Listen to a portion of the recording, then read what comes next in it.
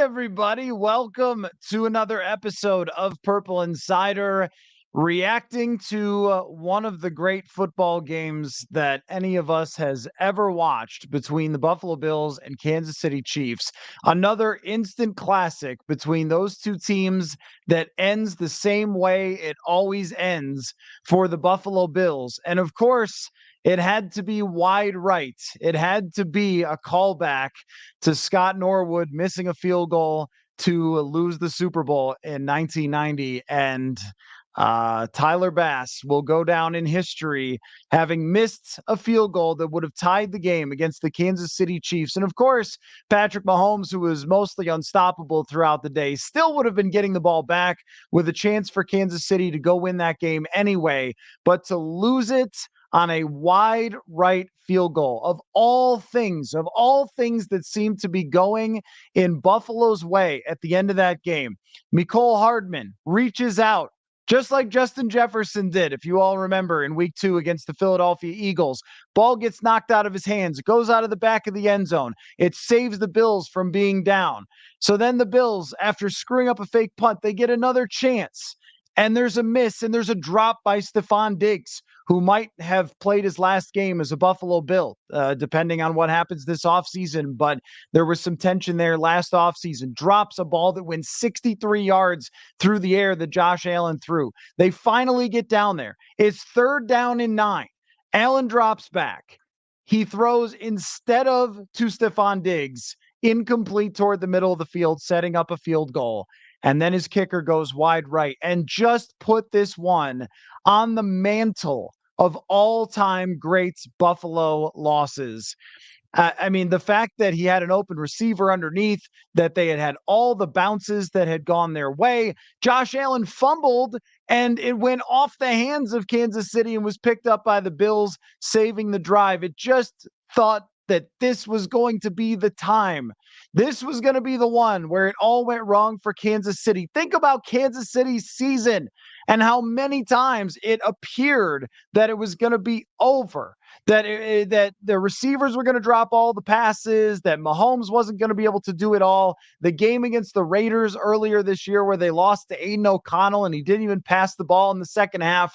The Chiefs are done.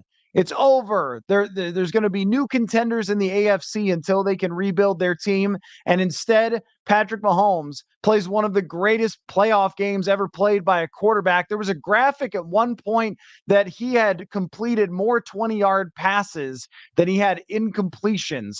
The Mahomes just came to play. So did Josh Allen. It was a wonderful, unbelievable battle of two of the best quarterbacks of the generation, arguably the two best quarterbacks in the league. Although after this, I don't know who you could argue belongs right there other than the guy that Patrick Mahomes is going to play, which is Lamar Jackson. It was crazy play after crazy play, great throws all over the place, exciting back and forth, madness that led up to the moments, a timeout used by Buffalo that they probably regret.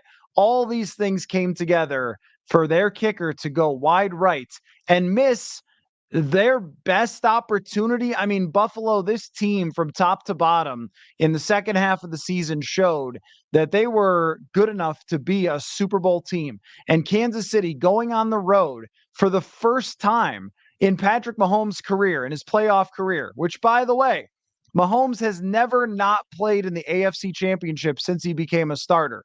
I think that's probably connected to quarterback wins, but I don't know. So with Patrick Mahomes, this looked like it might be the time. They just don't have the weapons. They're going to the cold to Buffalo. The receivers aren't that great. And throughout the day, the receivers made some plays. And Travis Kelce, who had struggled throughout the season, and he had gotten injured early in the year against the Vikings, Kelce also came to play. And we had limited shots, I think, of Taylor Swift. So everybody survived one of the best football games that you're ever going to see. But the connection here is very clear to the team that I cover, the Minnesota Vikings, and what we just saw, other than, of course, I'm from Buffalo, but these teams come so close and they give you every reason to believe. And then right at the last minute, find some stunning way I mean, it was a 44-yard field goal, which in today's NFL is really quite makeable.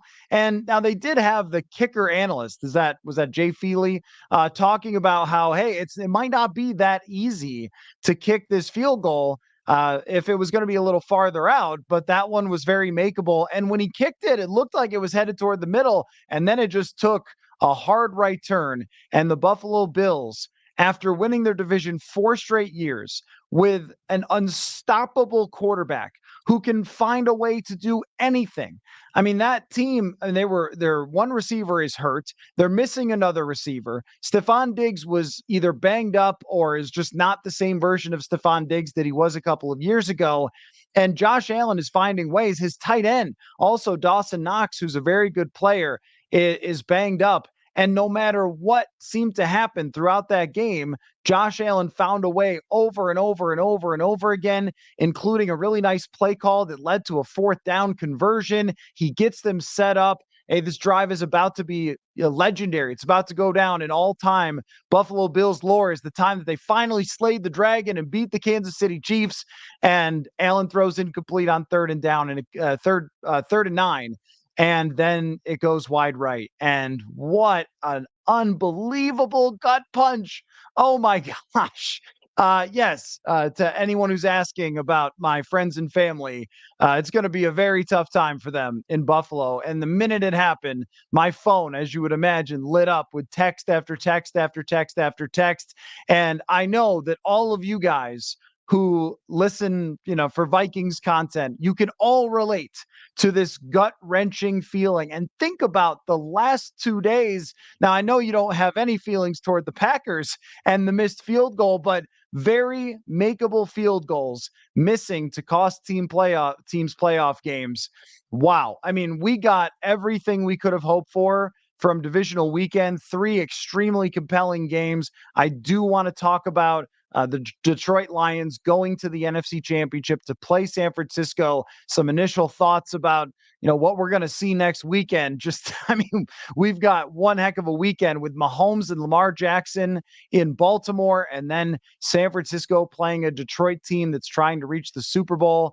That is making the NFC Championship for only the 2nd time ever in their history.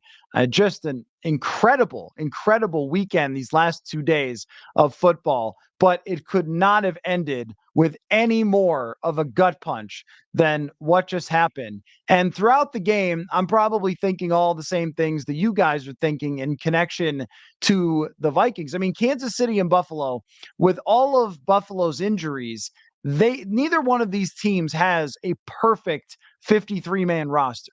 And there's no one way to win in football. There's not a if you do this, then you will win, right? But the 2 ways that are the most common are having the best roster in the league, the best playmakers, the best coaches, or just the best quarterbacks. And what we saw was, when we look at the NFC versus the AFC, we have both of those things. In the NFC, we're going to have 2 totally stacked teams that have built and built and built over years, that have very good quarterbacks. And look, Brock Purdy didn't have a good game, but he is very talented, and he had an MVP caliber season. Jared Goff, once again, this is one, I don't really care if the playoffs confirm my previous opinions or not, because I can't predict what's going to happen when it comes to the playoffs. But Jared Goff certainly earned today the belief that he is a franchise quarterback. And you really saw it. Tampa Bay threw everything they could at him. And in the biggest moment, they need him to complete a 3rd down and long. And Jared Goff fires it in there. And then you see from the other side of things. So you have your good quarterbacks with great rosters, and then you have your all-world, all-time freak show. And the way I was describing it earlier was just, this is Peyton Manning versus Tom Brady, except for both dudes are fast as hell, and they make plays out of structure and make all sorts of crazy plays. The throw that Josh Allen had rolling to his left to the end zone, it was incredible. And then even maybe his best throw ends up as an incompletion. And when you have one of those guys, then you can be there every single year, even if your receivers don't catch everything, even if your team gets banged up. And walking away from last night, I was reminded of Kwesi Adofo-Mensah saying that he wants a team so good that they can overcome adversity. And we've seen that from everybody who's here in the Final Four, which is to be so good you can overcome a bad Brock Purdy game, or be so good you can overcome a mediocre defense in Detroit's, from Detroit's perspective. Be so good you can overcome lots of injuries if you're Buffalo. They were missing linebackers, they were missing receivers, everybody was banged up. They were throwing to guys that I hadn't heard of. And if you're Kansas City, I mean, have Mahomes. That's the model. Have Mahomes as a guy who can make plays at any given time. And then the other thing is, too, they have stacked up their defense, but it didn't matter for most of that game. That Kansas City's defense was really good. They did make some key run stops late in the game, but it was mostly just Mahomes. This is the AFC. The AFC in the future is still going to be these guys. They're not old, by the way. I believe Mahomes is 28, Josh Allen is 27, Lamar is 27, and then you have all these other quarterbacks coming up. Still, I think Trevor Lawrence is very good. They need to improve their team. CJ Stroud, as we saw, was right there on the cusp. There is going to be competition for a long time, but these two, they have just taken it to a totally different level. And Alexander brings up Joe Burrow. We can't forget Joe Burrow is here as well, and Cincinnati. On that side, I mean, just the quarterbacks in the AFC. But for Buffalo, I know that everybody in Viking land is feeling that pain because you have been there many times. You have seen the same things happen. You've seen Gary Anderson, you've seen Blair Walsh, and you know what it's like to be this team that has great players and Hall of Famers and all pros, and to be so close and then have it just disappear. And I don't know if this one hurts more than the 13 seconds or not, but it has to feel like it for Buffalo. Maybe it's right there on the same level or not. I mean, I don't know. The 13 seconds seemed like it was also an error from the coach that stuck with them for quite some time. This is simply a very makeable field goal that ends up going the wrong way, and the wrong way in relation to Buffalo Bills history, which is wide right. I mean, the same exact Scott Norwood kick from nearly the same distance. I mean, wasn't Scott Norwood maybe 47 and this one was 44, and it just slips through their hands.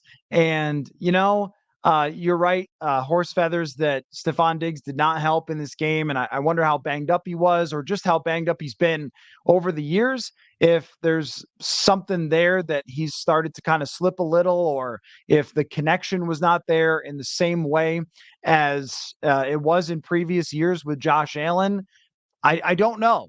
But that being off really hurt them tonight, because there were just a few times where if those two connected, then it would have been different.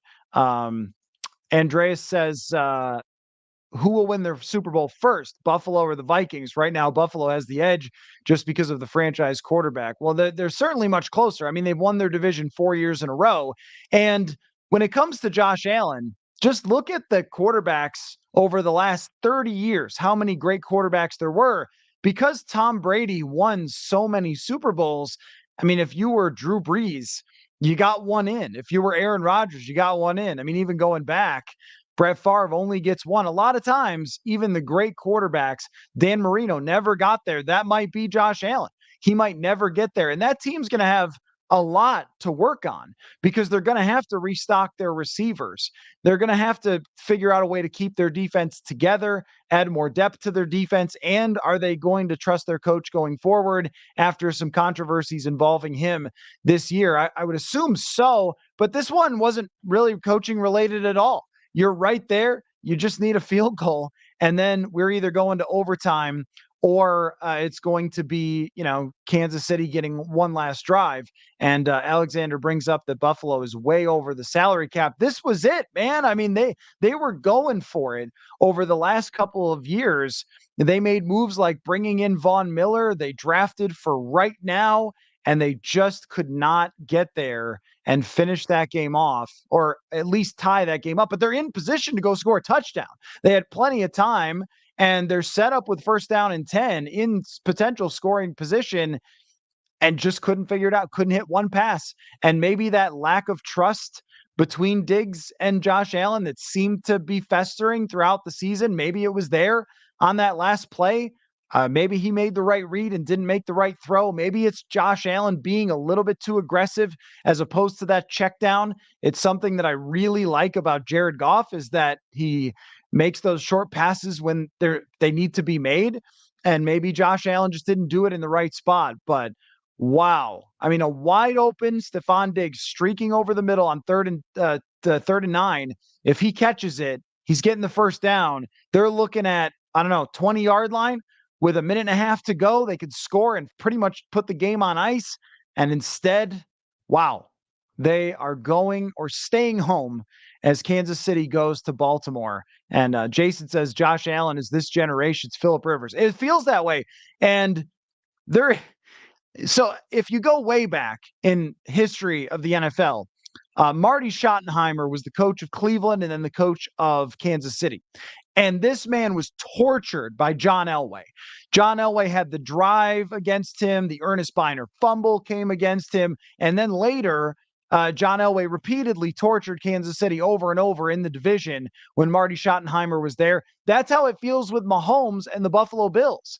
It feels like if you are Phil Mickelson and Tiger Woods always is there winning those tournaments and you're finishing second over and over and over and over again.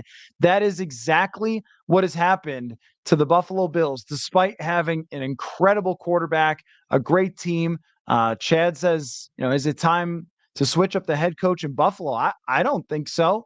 I mean, they've done nothing but win. If the biggest thing you do wrong is put yourself right on the doorstep of winning all these games because of your great quarterback play, mostly good defense, good roster building, everything.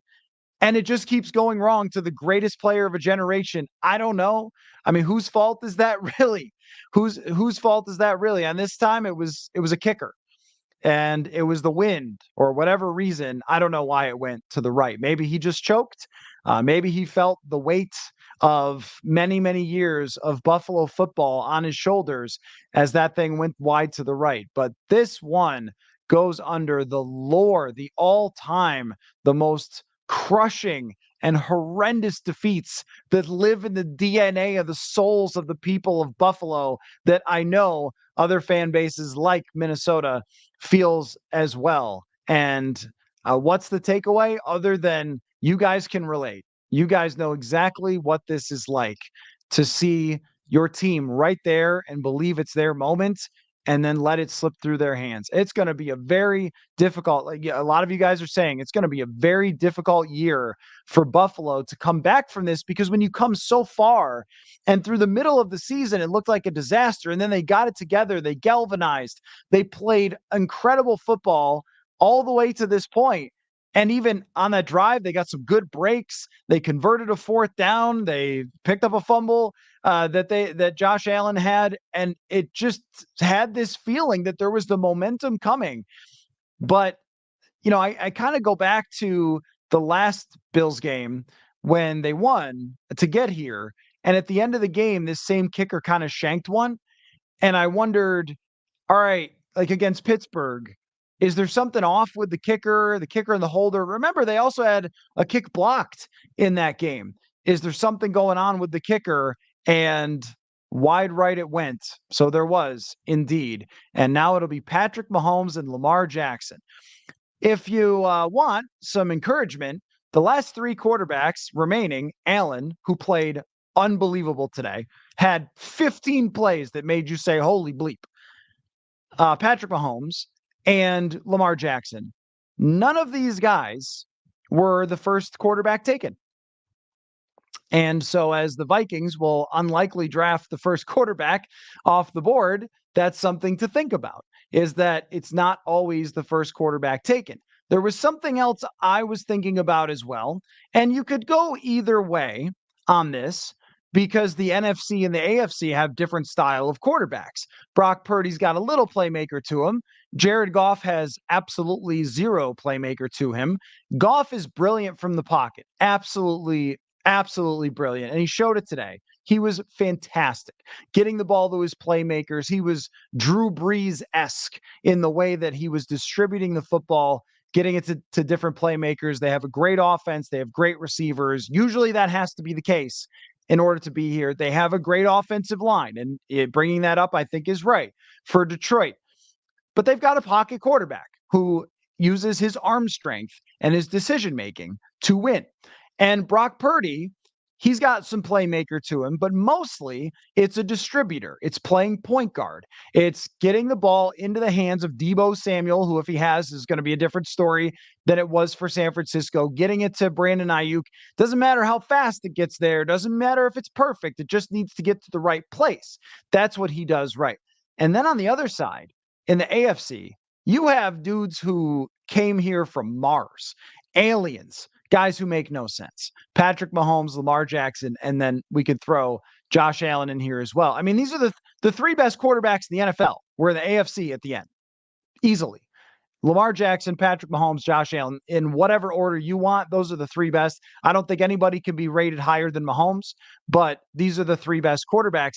And when you watch them play, one thing is very, very clear: playmaking, off schedule. Things go wrong, they make it right. And all of them have done that in spades in order to get here. And Loaded Guitars asks, what do you think the Vikings organization learned this weekend? Well, the number one thing should be, because we've talked a lot about Buffalo here to start the show, because it just ended and it was a huge tragedy and everything else. Detroit's in the NFC Championship game. I mean, that's what they learned. I mean, of course, the Packers were this close to facing them. And Jordan Love throws across his body Favre style, and they're not facing the Packers, but they were really close. And through three quarters, they had San Francisco on the ropes. These are the teams that you have to compete with for the next, I don't know how many years. Where are these teams going is a question. Where is Green Bay going? Where is Detroit going? Is Detroit more likely to be like this for years, or like a one-hit wonder? I would say more likely to be like this for years, because when you look at the players that were central to Detroit winning against Tampa Bay to reach championship weekend, and who also, played a role in beating the Rams, who are we talking about? We're talking about Jared Goff, who I believe is not 30 years old yet, so he's got plenty of prime to go. Amon-Ra St. Brown, superstar wide receiver, one of the best. I mean, he catches that ball, and this now feels many hours ago, catches the ball on third down and long, where they need to get a first down, and drags two defenders for a first down. What a great wide receiver Amon-Ra St. Brown is.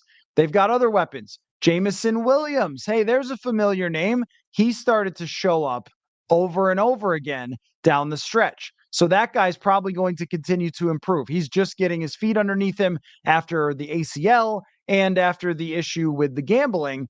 But as the season went along, all of a sudden he was there. Sam Laporta could be a top 5 tight end already. I think he is. Penei Sewell, what a monster he was today.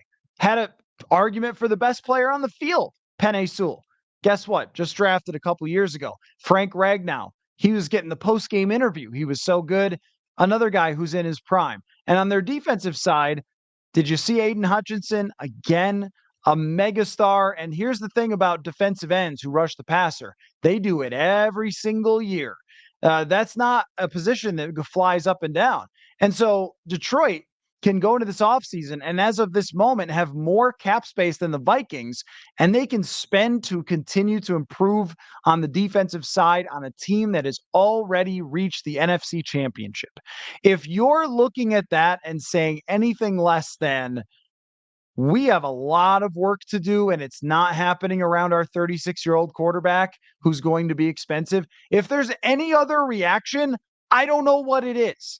I don't know how you could look at what happened and be like, yeah, all right, We should have been right there with them. Like, no, you're not right there with them. You're not close to being right there with them. Not Detroit, not San Francisco. And in the regular season, that's fine. You played a close game or two against Detroit. You beat San Francisco one night when they didn't have Deebo Samuel. That's great. But that does not equate to playing on their level to get to this point in playoff football. And also, you're losing players from last year anyway. So the other thing is, too, that you have to learn is that, Detroit, if you go back 3 years, Detroit is such a mess. 3 years ago, Dan Campbell takes over. Go back and look, search it. It'll be fun. If you type in Dan Campbell introductory press conference into Twitter, just take a look at some reactions. People are saying, this guy's a fool, has no idea what he's doing. Look at this dweeb. This guy's nuts. He's going to be fired in a year. Well, the reason he's not fired is because, well, one, he's got a really good offensive coordinator, but is because they spent a ton of draft capital, high draft capital, where Jahmyr Gibbs got criticized as a pick, rightfully. All of you who understand positional value, yeah. But you know what?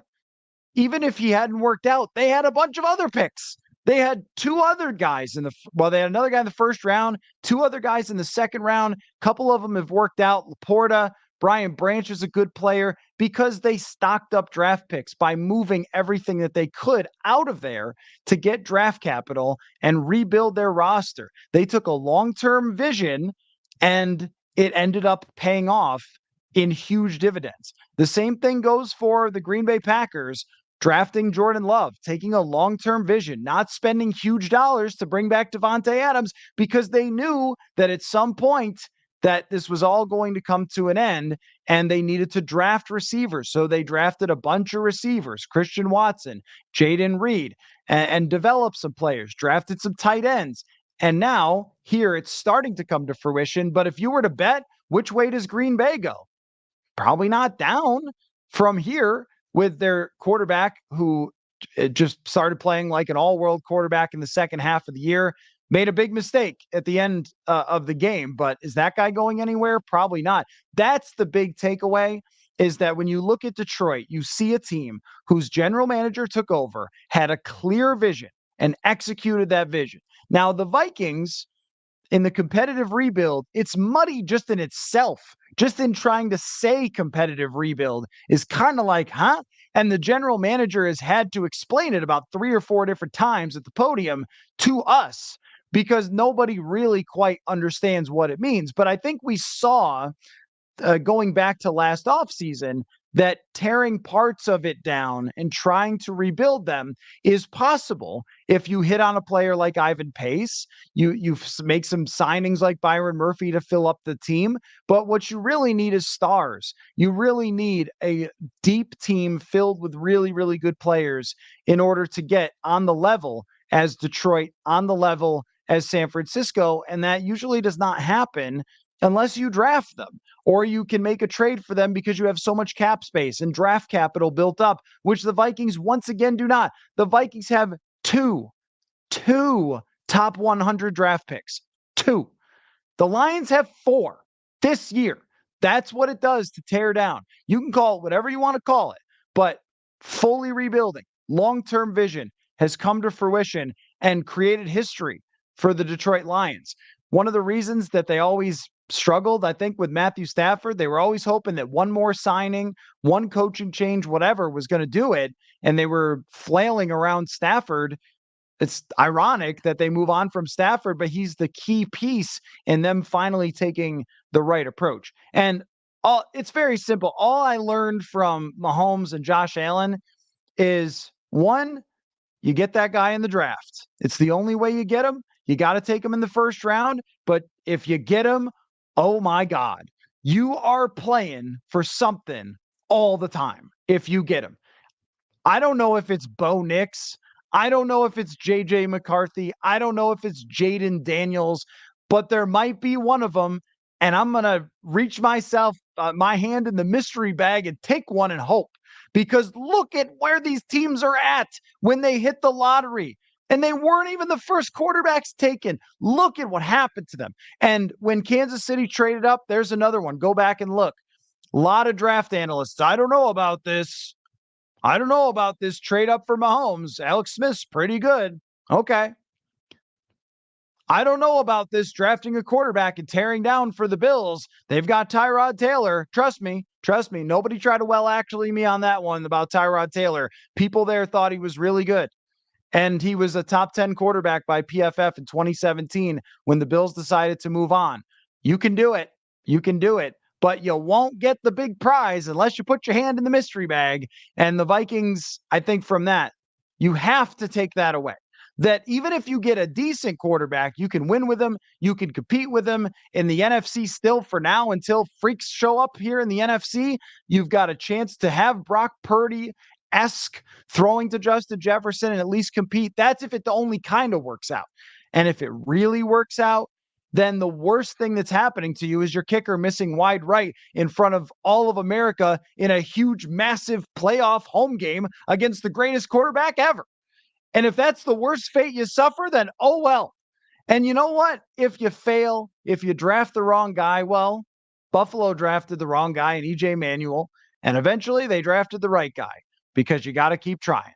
And so that's the lesson there. But really, playmaking, mobility, it's a huge deal. It's a huge deal. And even if Jared Goff has gotten there without it, I think that's a really unique case. It's a guy who was drafted number 1 overall because of his arm talent. And I'm still not convinced that he can actually beat San Francisco. But what did we see from most of the other quarterbacks? Arm talent, mobility, special skills that you only get from guys who are drafted in the first round most of the time. I know Brock Purdy was not. So that's kind of what I would take away. And I apologize if that was a very long answer, but it was a lot of me watching football thinking, how do you get there? How do you get there? It's what everybody's fan base is thinking. How does the team that I cover go from where they are today with their roster, with their quarterback situation, with their GM, with their coach, with their franchise to be so tortured in the playoffs, to be playing the best quarterback ever and have a kick to tie it at 27-27? That's where you're trying to be. And they have a long, long way to go until they get there. Hamza says, Matt, I think other than the first 3 quarterbacks, Caleb, Drake, and Daniels, Bo Nix is the most playmaking ability in extending plays and escaping pressure. Penix is like a left-handed Kirk, and JJ McCarthy is raw. Well, here's something that sort of has stuck in my craw a little bit. I don't even know what a craw is, but has bugged me a little bit over the years. Is anybody who doesn't run is called Kirk. I don't think that's true. And I certainly don't think it's ever been true for Jared Goff. I have never thought that Jared Goff and Kirk Cousins have been similar, other than they don't run. End of story. I think they play a lot differently. Number 1, the football travels way faster out of Jared Goff's hand than it does Kirk Cousins. Number 2, I saw a great stat from NFL Next Gen that Jared Goff was the least sacked quarterback when he was blitzed. The man gets rid of the football. He sees everything. He's got great vision and in the pocket, and he completes passes everywhere. He distributes brilliantly. And he does it more on a week-to-week basis than the Kirk roller coaster. So I think he's a better decision maker. I think he gets rid of the ball much more often rather than taking sacks. And he's got a much stronger arm to fit it into tighter windows to where he doesn't have to throw with the same level of anticipation as Kirk Cousins. And I think that's a big difference. And there's a reason why the guy was drafted number 1. So when we look at Penix, what is Penix's skill? His skill is not just accuracy, which is pretty good, but it's really that he's got a cannon. It's that he doesn't take sacks and he's got a monster cannon. So I think a better comp for Penix is actually Jared Goff. And when you bring up Bo Nix, I'm with you on Bo Nix. I think Bo Nix is more of a playmaker, and I think he does more things under pressure to escape, but also has the arm talent to push the ball down the field. And if you were asking me right now, Bo Nix or Michael Penix, I would probably take Bo Nix by a hair, but I like his playmaking a little bit more. So I agree with you there. And JJ McCarthy, I'm not really sure. I mean, you're right. Raw is right. It's probably going to take an entire year. At the same time, maybe you should get a Gardner Minshew and take a year, because are you close to what we just saw? We saw some great football, by the way. Great football these last 2 days. Jared TG says, I don't see much reason for Detroit to fall off hard. Biggest risk of that happening is when Ben Johnson leaves. Yep. I totally agree with that. Plenty of future hope for that team as long as they keep building. That's 100% right, that you do have to have a bit of a concern if you're Detroit that Ben Johnson will get a head coaching job and you end up like Philadelphia where it's not the same. But look at the age of their playmakers. They're young. They got Laporta, St. Brown, Williams. Reynolds is a veteran, but he's not that old. So they've got everybody. And Khalif Raymond is on that team. He hasn't even been playing because he's been banged up, but he's on that team as well. But the core pieces are very young. And on the offensive line, their best player, Penei Sewell, young dude, not going anywhere. So they have so much to build on for the next offensive coordinator. Phil says Chicago will be a problem post-draft. Hard to disagree with that. I mean, I don't love Chicago's franchise overall necessarily, the way that you got Kevin Warren coming in there now. The way they've been run, is Matt Eberflus a good enough coach? He is good enough to have a good defense. And if they draft Caleb Williams and he develops into the next guy who does this stuff, then once again, you're chasing from behind. So there is an answer. There is an answer for this for the Vikings, but it's only one answer, which is just to draft a quarterback and take a long-term view.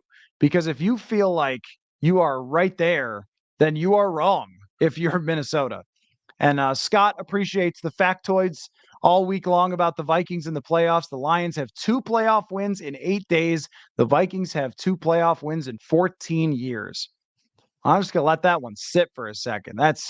That is absolutely wild. Absolutely wild that has happened. Yeah. And Nick says the Lions are loaded with great players on rookie contracts. They'll extend Goff this offseason. And so this is the thing about when it comes to Kirk and the expensive contract and so forth. It's never been impossible to win with an expensive quarterback. It's only impossible if the other players are also expensive. And in the Vikings case, Justin Jefferson and Christian Darrisaw in the coming years, and Darrisaw maybe a little bit more down the road, but Justin Jefferson's about to be very expensive. And because you haven't drafted key players, that means other players who are expensive have to be brought in to take those spots. And then if somebody turns out to be a bust, like Marcus Davenport is a signing, it kills you as much as drafting a bust player. And you're hoping and relying on everyone staying healthy. Like the Vikings, they got rid of their trainer, and you never know what goes on behind the scenes. But I thought, oh yeah, you got hit by the injury bug and then get away, get rid of your trainer. So that just like clockwork with NFL teams, sort of like if a baseball team doesn't hit for a month, they fire the hitting coach. But if you get hit with the injury bug and you're a thin team that's just spent a bunch on free agents, well, what happens? We've seen that before. 2021, we saw that. And you usually don't get there anyway. There's really only one route, and it's not an easy route. It takes time and it takes work. Detroit just didn't get there yesterday. They didn't decide, oh, well, we just want to rebuild. So poof, it's going to happen. There were some mistakes that they made. There were some signings that didn't necessarily work. Some of their corners have not turned out when they were hoping they would turn around the defense. Every draft pick hasn't been a home run. And yet, when you have 1 million draft picks and $1 gazillion of cap space, you can make mistakes and it still ends up working out for you. The same with Chicago and Chase Claypool. It's a horrible trade. And yet, look where they are, because one mistake doesn't ruin you as it has for the Vikings in so long. Marty says, not a Zimmer guy, but Zimmer knew that no one was going to be able to build a championship caliber team paying Kirk that much of the cap. Kirk's demand for short-term high cap hit deals. Well, that is a very key point, Marty. I totally agree with you that if you were to sign something like a 5-year whatever type of contract and try to really push it down the road and so forth. But he was never willing to do that. He wanted all that guaranteed money, which meant huge cap hits. And right from the start, 2018, 19, and 20, huge cap hits. And it's very hard to work around them. The way that the Rams did it with Matthew Stafford was to have him have a smaller cap hit for this year because they structured the contract differently. Let's see. Marley says they also hired someone who knew how to evaluate talent. Vikings hired a number cruncher with no talent evaluation experience who punted an entire draft class away. Well, one thing I would say about that is that sort of doesn't acknowledge how like anything works in football. So the general manager does technically have the draft picks on his name, but it is an effort of an entire organization to make the draft picks. And something that can't be forgotten with the draft gone wrong in 2022 is that Ed Donatel was the defensive coordinator. And what happens is you usually have a bunch of players who fit the defensive coordinator and the offensive coordinator and the scheme that you want, and you pick from those players. Is it any surprise that Kevin O'Connell's favorite receiver, Jordan Addison, turned out to be good? He fits with what O'Connell wants to do. They got the ball to him. And Brian Flores' cornerback, Mekhi Blackmon, worked out for him. But Lewis Cine and Andrew Booth Jr. were drafted to play in very different systems than what Brian Flores does. Flores wants aggressive corners who are good tacklers. Well, Andrew Booth Jr. is more of a finesse corner whose best trait is tracking receivers in the middle of routes. And Lewis Cine is a deep safety, which is really necessary. And I'm not saying it would have worked out anyway, but it's really necessary for a Donatel or a Vic Fangio system. Think about Eddie Jackson in Chicago. So they drafted players who weren't going to be a fit. And then, they've got a guard, they've got a running back out of it. But to just point at the GM after one bust draft and say, you don't know how to evaluate talent, it sort of misunderstands that he's not the one that's evaluating the talent. That's the scouting department, that's the coaching, and then he ultimately makes the decision. And we put it on him, and he deserves that because he's leading the entire group. But to just say he doesn't know talent because he's a numbers guy is just not really understanding how anything works. So I think what Kwesi Adofo-Mensah is there to do is to lead the organization in a collaborative manner. And I don't mean to sound like them, but I mean in terms of like listening to his scouts, gathering their information, gathering the coach's information and what they want, and trying to pick out the groceries for them to make the meal. And if you think it's just Kwesi type numbers into his computer and then like plucking players who he watched on YouTube, like that's not how it works. And not only that, but Kwesi actually went against the numbers in his first draft. He went against the numbers in his trade down, which a lot of models did not like. He also went against the numbers in positional value because he was drafting for need to try to fill desperate spots. And what do we make of that? Well, that's what happens when you have Kirk, is you have to win now. So we need a safety, which they thought they did. We need a corner. We need a guard. Let's throw them in right away. And what happened? It didn't end up working out. So there's a lot that goes into that. I think that just insulting the guy in charge is really not like hitting the nail on the head there. But what Kwesi Adofo-Mensah is here to do is to execute a vision in the same way that we've seen from Green Bay and from Detroit. And the vision is competitive rebuild. The vision is compete in 2022, take away a lot of parts, get a lot of young players in there in 2023. It was supposed to be get to the playoffs, but your quarterback got hurt. And then in 2024, I'm assuming this was the vision from the beginning, based on them not extending Kirk, was to draft a quarterback and use the cap space to rebuild around them. So let's see it. Look, if they don't do that, then you'll hear a lot more criticism from me about the general manager and the vision and everything they're doing. But if we're going to say doesn't evaluate talent correctly, well, we're going to have to work on that, because that's not really how the process goes. And also, you can't just ignore that they drafted an awesome wide receiver that matters a lot to the future, and found an undrafted linebacker who was literally the best, highest graded rookie linebacker in the league this year. And Mekhi Blackmon was the fourth highest cornerback. So we can't throw that out. Another thing, too, is he's made 14 draft picks. Rick Spielman made like 80. I mean, we're going to have to give it a little more time. So, anyway, Loaded Guitar says, after we get a quarterback, we need to build from the trenches out. So, the trenches are a thing to talk about here as well. Because if you compare something that it can't be ignored is even with the Kansas City Chiefs, whose offensive line has been a little bit spotty at the tackle position, their guard and center positions are really good. And in their biggest moments in this game, of course, it was Mahomes. All over the field, it's Mahomes. But Isaiah Pacheco is slamming through the middle of that line and making some plays behind the guards and center. They were able to run the ball. Green Bay was able to run the ball. Detroit got a couple of huge runs off with Jahmyr Gibbs. Having a complete offense with a complete offensive line that can also run block and not just pass block is a big deal. And on the defensive line side, every team that's left has superstars rushing the passer. The Detroit Lions do not have a great defense overall, but that one guy, Aiden Hutchinson, is a whole defense on himself. I mean, he is unbelievable. He's better than Danielle Hunter. He's probably a top 5 player at his position already. So how do you get that? How do you get a Nick Bosa? Well, usually you got to draft those guys pretty high, but you got to have them.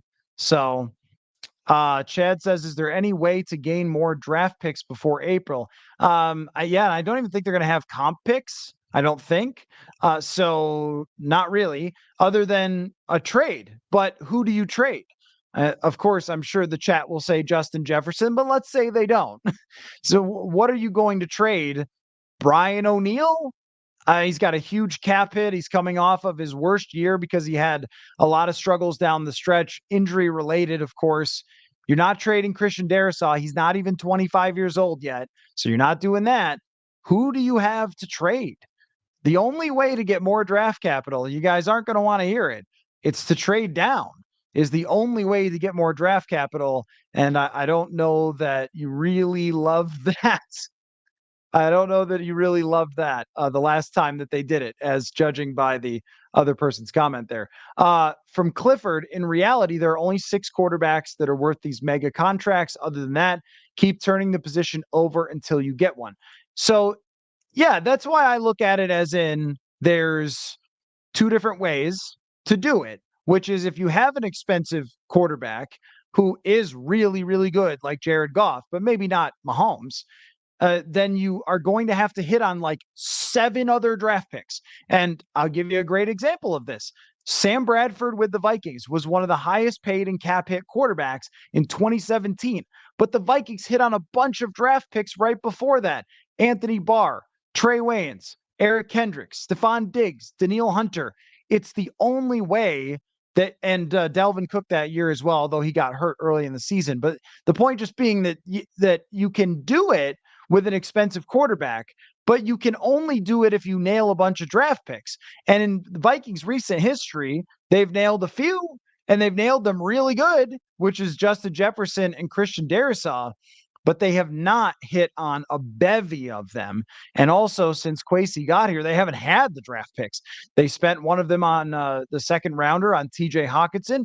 Good trade, really good player. That matters too, to using the assets that you have to get a star player at 95 catches. Can't ignore that.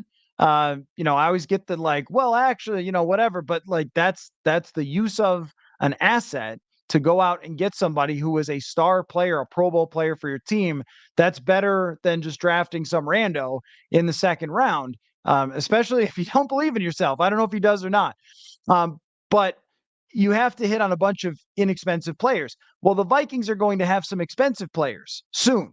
And the only way to do it is going to be to have an inexpensive quarterback like $800,000 Brock Purdy. Dan says, roll the dice on a quarterback. The least likely outcome is that you are stuck in the mushy middle every year. It either works or not. I am okay with that risk. Better than the same milquetoast result every year. Yeah, I think, and you know what? The biggest thing that I took away from this weekend, and nobody enjoys more than me sitting and watching football. I'm sure there are people who enjoy it just as much, many of you, but nobody enjoys it more. And I got a rocking chair right next to me. I'm pushing on it right now. You can't see it, but it's right here. I just bought it. And I got a TV over there. And I sat in the rocking chair and I rocked back and forth and I watched football. It was great. I had about 11 of these Diet Dr. Peppers. Oh, I had a great time. But you know what my biggest takeaway was? I don't want to be here in the divisional round every year after year after year, talking to you guys about other teams' games. I would much rather be covering the Minnesota Vikings going out to San Francisco for the NFC Championship game or something. That's where that's where my mind is at, is how do they get there? Because that's where I'd want to be. I imagine, the reporters who are covering the game, the fans who are going to the game, and the atmosphere, and that's where everybody wants to be. It's where the fans want to be. I mean, I am still tense from what happened at the end of that Buffalo game. It's been 50 minutes of talking to you guys. I feel like it's been 5. That's how jacked up we get about football.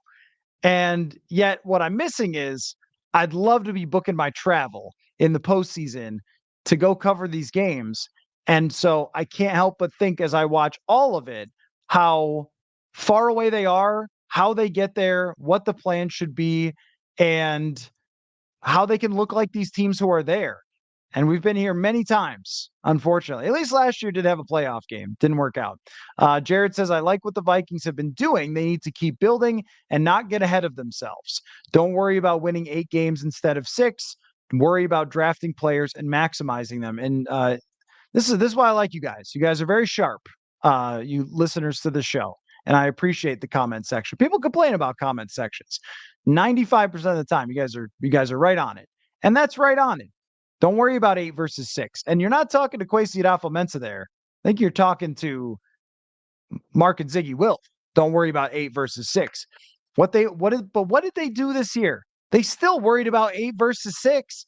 I mean, you get to the trade deadline. Kirk has just popped his Achilles. Teams are calling about Danielle Hunter. And you're telling them no? How? Why? Don't we look back at that now? And, I think I was okay with it at the time. Like, hey, well, they're going to try to compete and maybe they, didn't get the offer they wanted. I regret if I wasn't adamant enough about how much they should have traded to Danielle Hunter. I should have been, because now you get there and you look at this roster and you go, wait a minute, there's nothing here. And Danielle Hunter is probably going to leave anyway. And you could have had a 2nd-round draft pick. That could be a star. That could be Sam Laporta. That could be Brian Branch. What are you doing here? That could be Christian Watson. There's lots of 2nd-rounders who have become good players. And you kept him for what? And Kwesi adofo-mensah said that guys in the locker room wanted to keep fighting. Well, congratulations. When do they not? When do football players ever say, you know what I want to do with this season? I want to give up. Yeah, I was probably too forgiving, because even trading for Josh Dobbs and getting those 2 wins, and now you're not drafting top 5. And instead we're talking about 11. And instead of talking about Jaden Daniels, we're talking about trading up for Jaden Daniels. Instead of talking about Drake May, we're talking about no chance. We're talking about Bo Nix, which may end up working out. I'm not sure. But that's not where you should have been after Kirk got injured, because it was over then. It was completely over then. And they tried to keep it going and trade for a quarterback. And gosh, I mean, if they would have traded, we got during the season, well, what if they traded for Flacco? I mean, right now, tell me that would have mattered. You would have, probably gotten the playoffs? Maybe not. I don't know. I mean, right? Like, who cares? You weren't going very far against these really good teams. Alexander says it's easy to say that as fans and media, but the GM and the coach have to pick the right dude or their ass is fired, hence the patience that we've seen to this point. Well, the thing is about being fired is if you stick with Kirk, and I've got a few people I could point to, you get fired. And if you draft the wrong guy, a quarterback, you get fired. So what do you want to do? Nothing? I mean, yeah. I don't know. Like, pick one. And yeah, you know what? If you pick the wrong guy, and guess what? The guy who picked DJ Manuel got fired. And so will Kwesi adofo-mensah if he picks the wrong guy. But if you go 8-9 next year after giving Kirk Cousins whatever number of millions of dollars, you will also probably get fired. I mean, how many years? Think about how ugly it started to get with Kwesi and Kevin O'Connell, and the public opinion surrounding them, and the Wilfs not going down to the locker room after the loss against the Packers. Think about how tense it started to get, and this was a free season. This was a like, oh, Kirk went down. There's nothing left to see here. That right? And yet it's still that's football. That's how it gets. People start pointing fingers, and you think, well, Kevin O'Connell's got a great culture for now, but if you miss the playoffs again, I don't know whose culture survives missing multiple seasons of playoffs in the NFL. And what owners say, oh yeah, let's just keep going in this direction. This is totally fine. I mean, I don't think too many. So if you draft a quarterback and he ends up being a bust, yeah, you'll be out. But if you do the same thing over and over again, you'll also, be out as well. So Marty says Goff has had a top 5 offense for the last 5 years. Is that still a game manager? No, I don't know who said it was a game manager. That's not what he is to me. He is a taller Drew Brees without quite the precision, and maybe does more dumb stuff. But he is a tremendous, tremendous passer. Matthew, Dan Marino played in the 1985 Super Bowl. Did I say he never played in one? I meant he never won one. If I said he never played in one, I meant he never won. But similar to Josh Allen in the way that Dan Marino was there over and over and over and over again, and he just 90. I mean, 94 should have been Dan Marino's year. He was right there, and it didn't work out. And it's felt that way for Josh Allen time and time and time again. Um, Man Juice, boy, that's tough. Says, would there be a worthy quarterback willing to play here 2 years while we draft and train under them? Um, you know, I think that 2 years is probably too many for having to develop somebody. But if it's 1 year, then there's a handful of guys that will be available for starting quarterbacks. Jacoby Brissett, Gardner Minshew. I would guess that Baker Mayfield ends up coming back, but yeah, Andy Dalton. Andy Dalton's always a great pick for this because he can get you to be competitive. You're not really going to win anything, but you're also not going to win anything with Kirk Cousins either. So you might as well just have that player there in the locker room and helping develop your guy. That's the approach that they probably have to take if that player is not ready. But more likely than not, you just want that guy to step in. I know that it's worked to develop guys over a couple of years, but it's also worked if they're ready to just put them in and figure it out.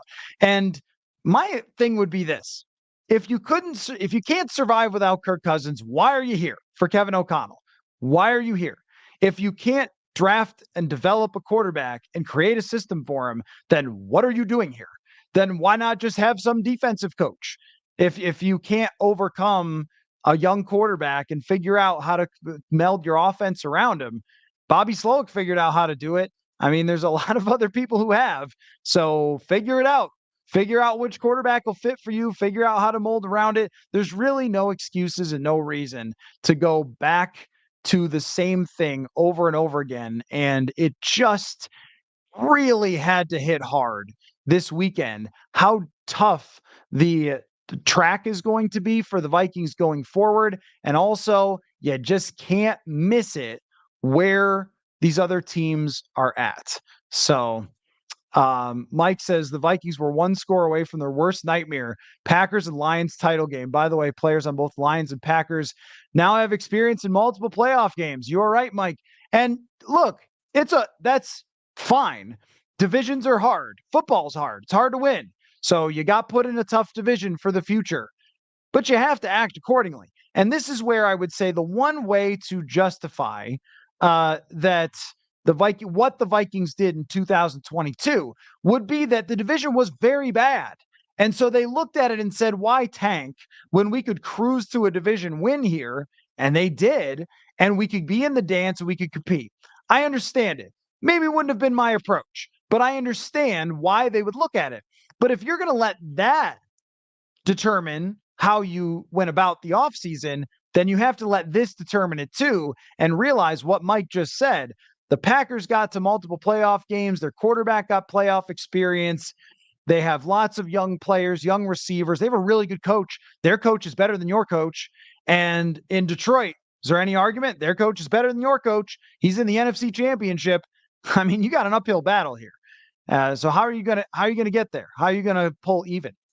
Alexander says Lions hire intern Haley and they make it to the championship game. Coincidence? Let's not forget that intern Haley, and for those who are newer to the show, Haley English was an intern for me, and she did analytics content for Purple Insider, co-hosts the podcast sometimes, and she went to intern in the analytics department for the Detroit Lions and joined them. And now she is with a franchise. She'll get a ring if they pull it off, which is really, really cool for us. She's brilliant. She's a star. We knew that. Everybody who listened to the show knew how smart Haley was. So I'm not surprised. I don't know if she did it, but she's had a hand in it. She's had a role in a team that's going to an NFC Championship game. I could not be more thrilled for Haley. All I did was text her a bunch of exclamation points and footballs when she got it. I'm so excited for her. So shout out to Haley English in the Lions department. And also, I'm sorry, she was also the one that used analytics to identify Ivan Pace Jr. as the secret superstar of the draft. And she was right about that too. So she may end up being on a pretty good track in the NFL. And hopefully she remembers us when that happens. Let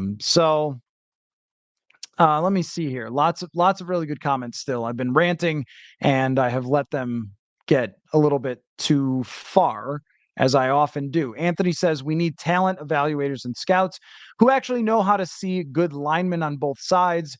We usually are good at picking out with skill positions players, but not so much in the trenches. I mean, is it any coincidence that the best player they have in the trenches was a first round draft pick, Christian Darrisaw, and they take swings at the others. Now, Garrett Bradbury's a first rounder.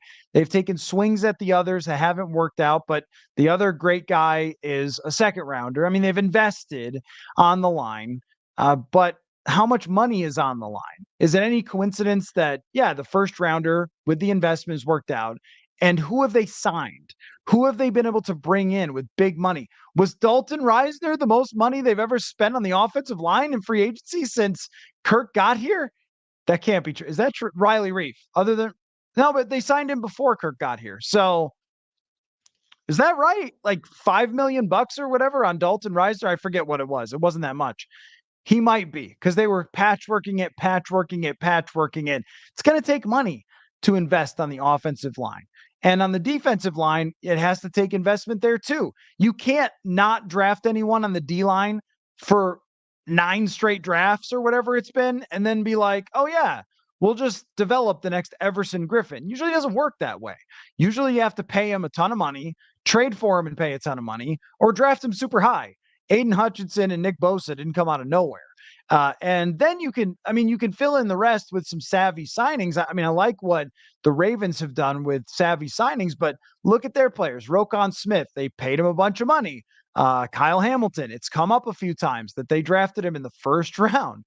So, I mean, it's usually not as complicated as we make it seem. So, what would a reasonable free agent salary look like for the Vikings for a quarterback? Well, Baker Mayfield only made $1 million this year. Probably like 10. If it's Gardner Minshew, probably like 10. Jacoby Brissett, 10 million. It's probably not that much. Maybe you do it over 2 years or something like that.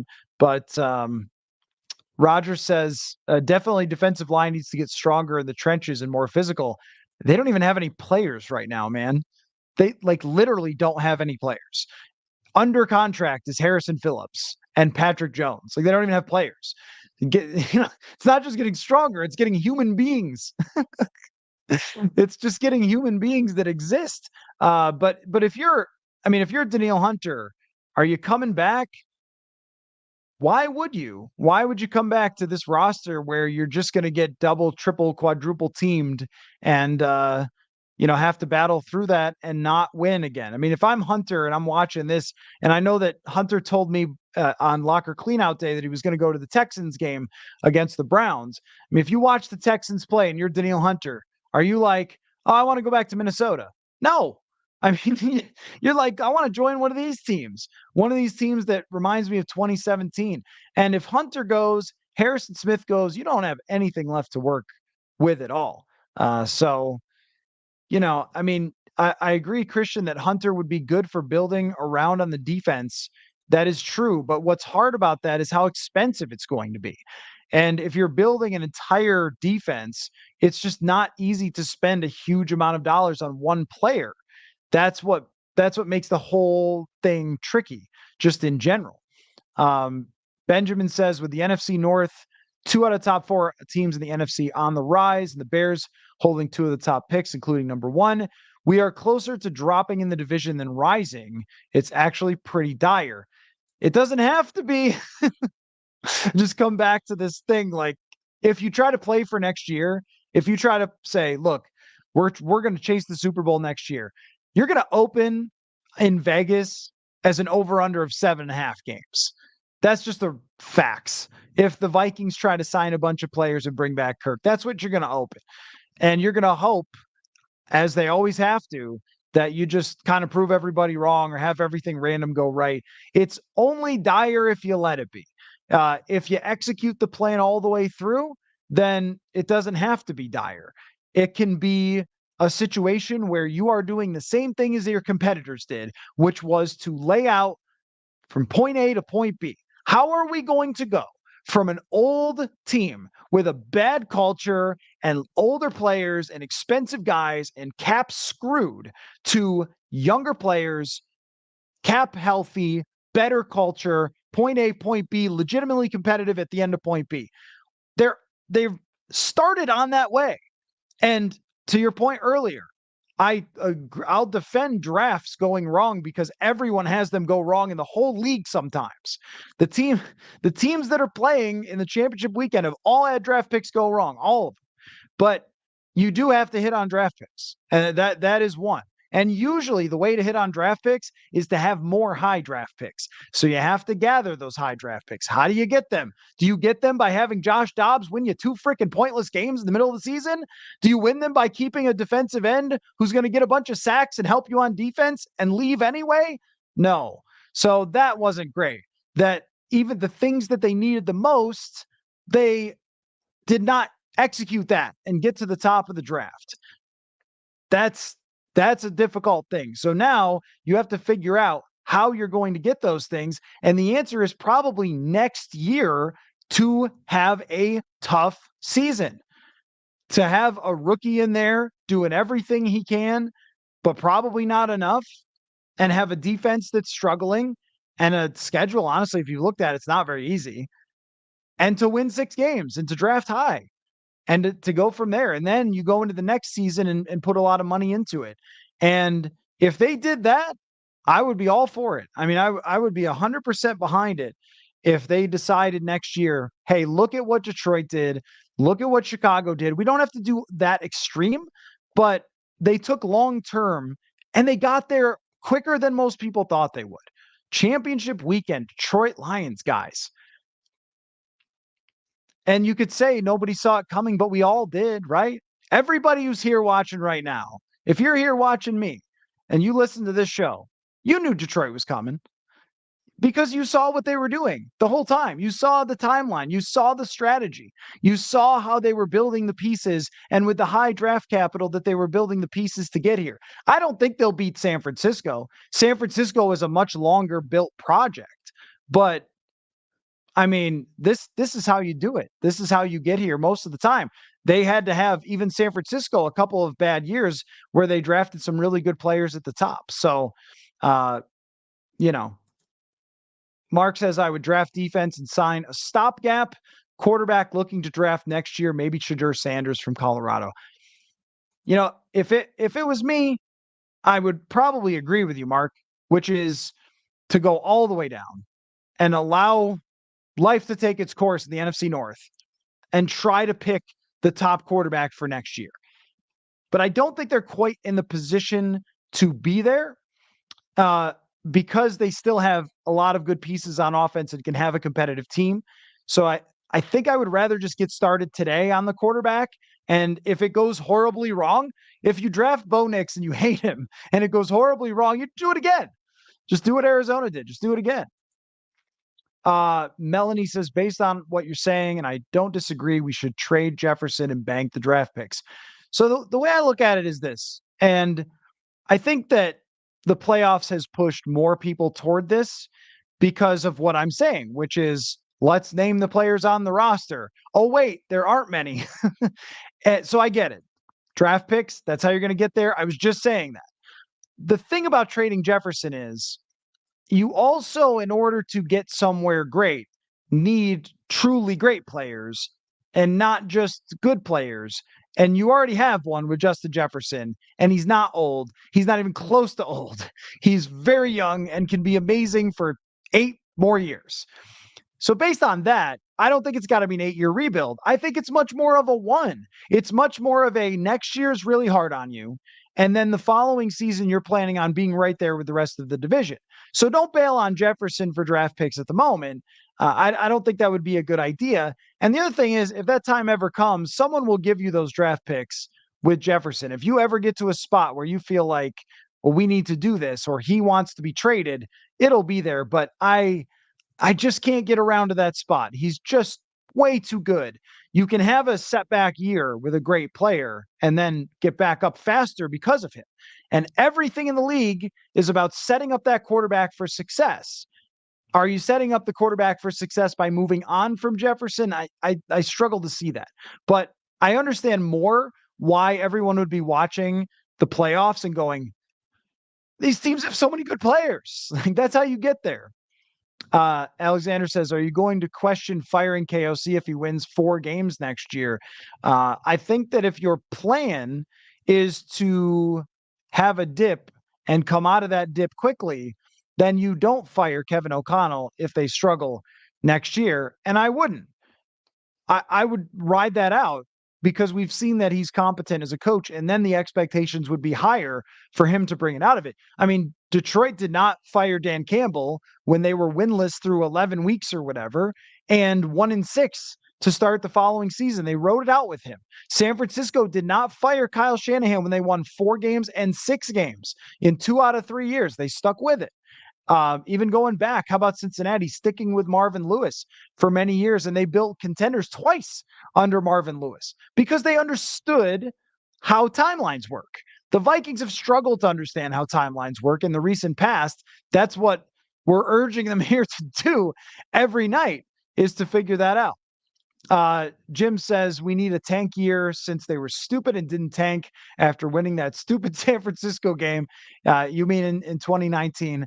And now we miss out on top 3 quarterbacks. So just run with Mullins, draft the best defensive tackle or best available.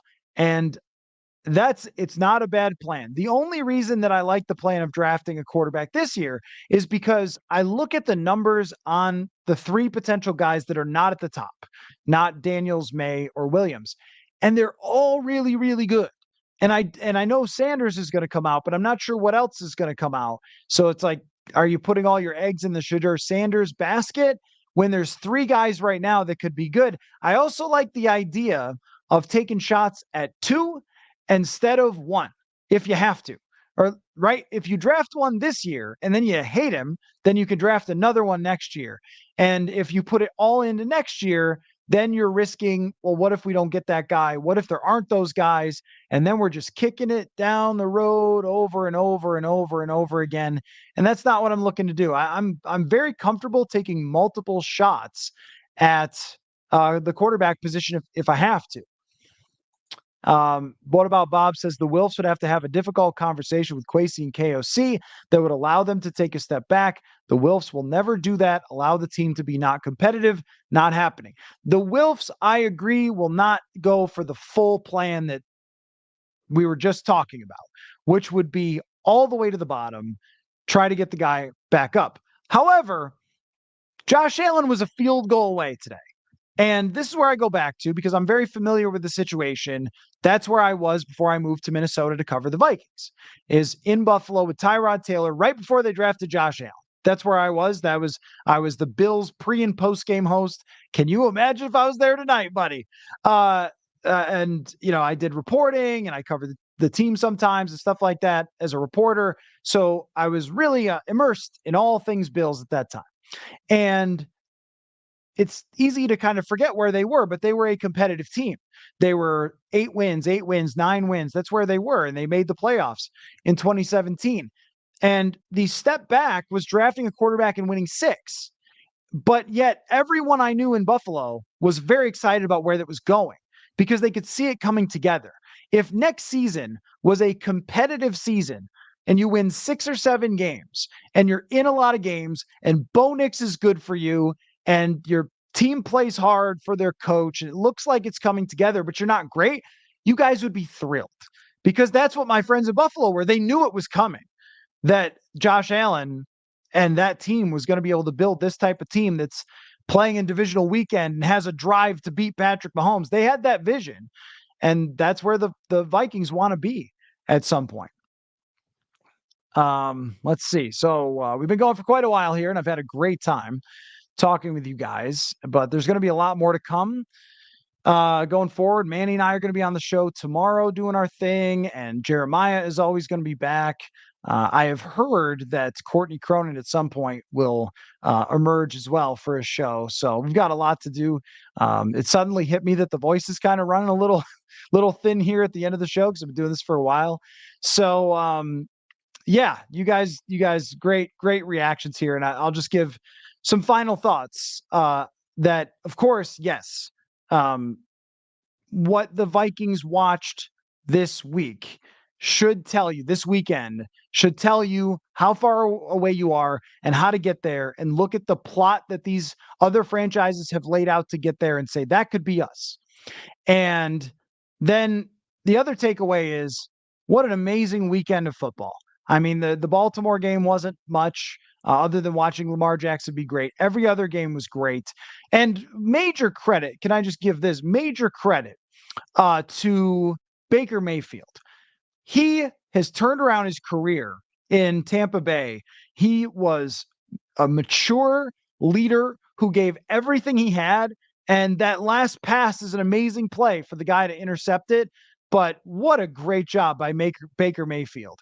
You can't help but think, here's a guy who was signed for $1.7 million, dropped into a good franchise, who has good receivers, a good offense, a good offensive coordinator, and was able to lead them to a place where the Vikings usually haven't lived. And I have a lot of respect for the way he handled himself and the way he grew up over the last couple of years from where he was in Cleveland. And I think that Baker Mayfield could have a very good rest of his career. So I was very, very impressed with that. Detroit, I mean, now it's official. They've made it. You get the championship weekend, you have made it. And on the other side, I feel for all the people in Buffalo who put so much heart and soul into this. You guys know how this is. They put so much into this. They go out there, they shovel their stadium, and they year after year after year keep coming back, and it goes wide right. And man, that is gut-wrenching. Absolutely gut-wrenching for Buffalo, and I do feel for them. Is Baker Mayfield a possibility for the Vikings? I think he's probably going to end up back at Tampa Bay because of how well they played this year with him. And I imagine how much he enjoyed playing for them. But if Tampa Bay wants to go a different route, I'd be surprised. But if they do, then yeah, I think Baker Mayfield would actually be the perfect kind of bridge quarterback to stay competitive and also draft someone. Jim asked, when does Chris Trapasso show up? Oh, it's coming. Yeah, it's coming. Probably right after the Super Bowl. Usually we get together for kind of a Senior Bowl recap. I'm actually going to have a Senior Bowl. What do you call it when you send a reporter out on a mission? What is it called? A correspondent. We're going to have a Senior Bowl correspondent. There's another reporter I know who's going down to the Senior Bowl. He's going to cover Penix. Bo Nix going to come on the show from Alabama. So that's going to be cool. But Chris Trapasso from CBS Sports, our draft analyst for the show, will again be doing a weekly show. He will be traveling to the Combine with me and doing shows out there. There is so much to come here on the show. And I'm so happy that all of you were able to join following this incredible weekend of football. I hope that you continue to come back to the channel. Go to purpleinsider.com if you want to see kind of all that we do here. And I just can't tell you how much I appreciate everybody coming by to join to talk ball after this totally crazy day. So we'll get into all the other stuff. We'll get into all the other draft stuff as we go forward. But for tonight, incredible, incredible football, and on to championship weekend, which will have just a boatload of storylines when we get there. So thanks everybody for watching. Take care and take a deep breath after this day of football. It was ridiculous. See y'all later.